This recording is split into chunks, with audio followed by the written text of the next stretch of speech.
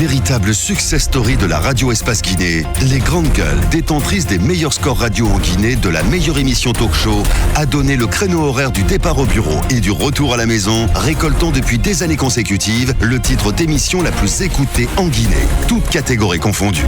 Un grand total de plus de 5 millions d'auditeurs ont été fidèles au talk show Les GG, diffusé jour après jour sur toutes les stations du réseau Adafo Média de 9h à 10h30, un exploit qui restera longtemps dans les annales de la bande FM en Guinée.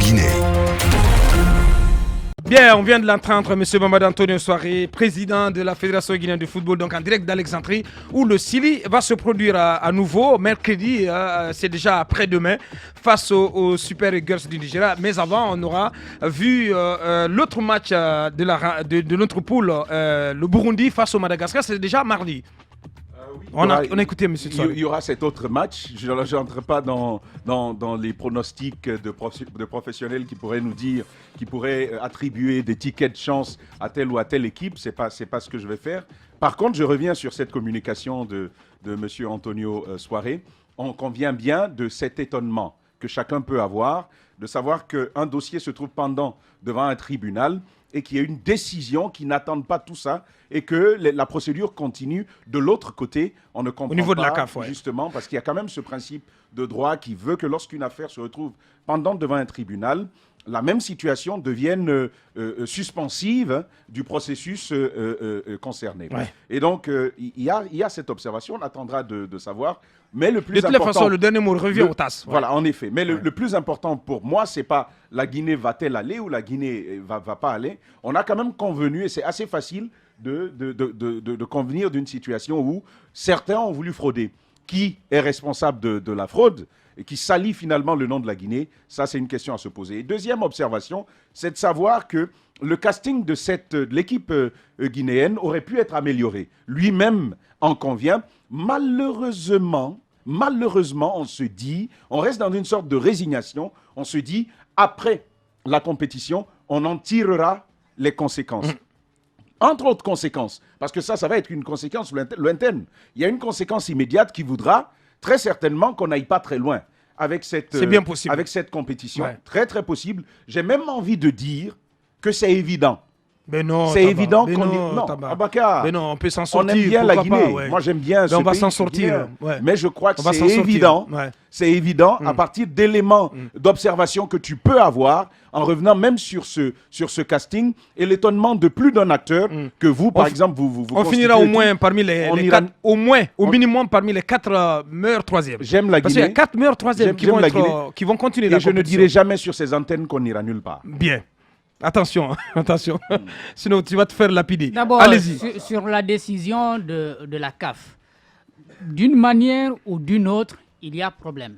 Parce que le problème, si la CAF vient à insister à sortir cette décision, la première qui a été vivement critiquée et puis attaquée devant les instances du football mondial, et puis alors que la procédure est en train de se poursuivre, il y a une deuxième décision qui sort et qui disqualifie totalement cette équipe.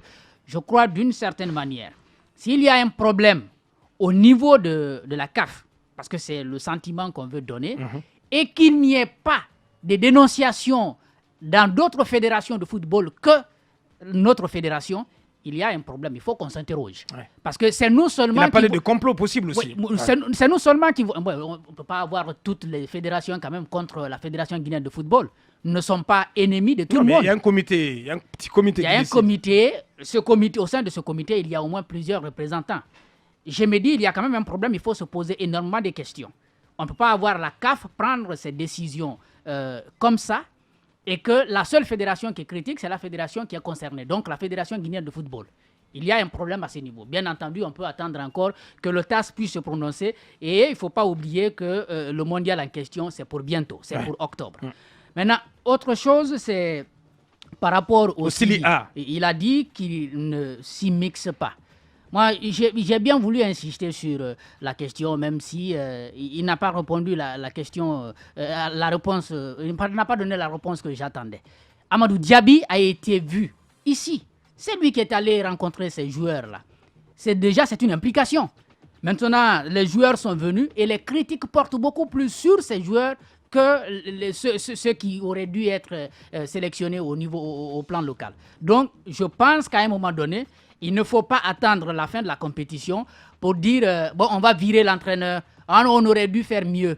Je crois qu'on peut aussi apporter des corrections. Au fur et à mesure, améliorer les choses. En tout cas, on attend des changements dans le classement de l'équipe guinéenne face au Nigeria, surtout en défense. C'est ce qu'il faut faire, tirer les leçons, parce que pour certains comme nous, on ose encore garder espoir, parce que le football, c'est des fois cette grosse surprise à l'issue des matchs. Donc avec ça, en plus, tous les matchs sont relevés à cette CAN. Il n'y a plus de petites nations. Exactement. Donc du coup, nous gardons espoir, pourquoi pas.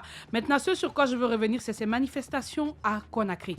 On a vu le siège de EDG du côté de Kisosso qui a été saccagé, et depuis mais vendredi, aussi à Kindia, et depuis vendredi, le jour de démarrage de la CAN, il y a eu des manifestations un peu partout.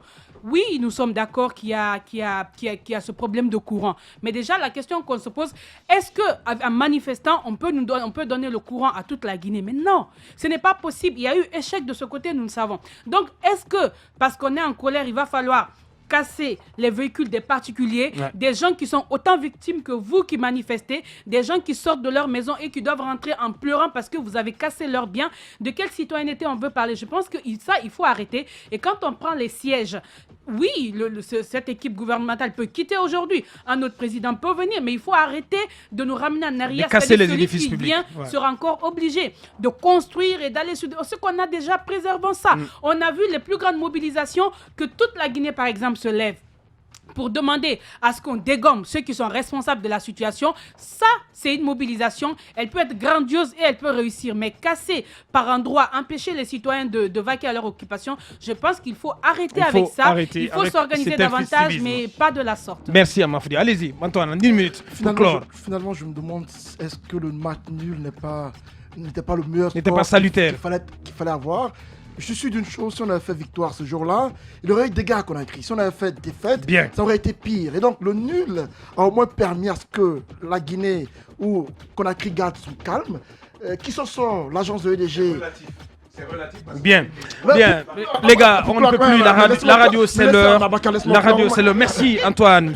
Tu parles depuis 9h quand même.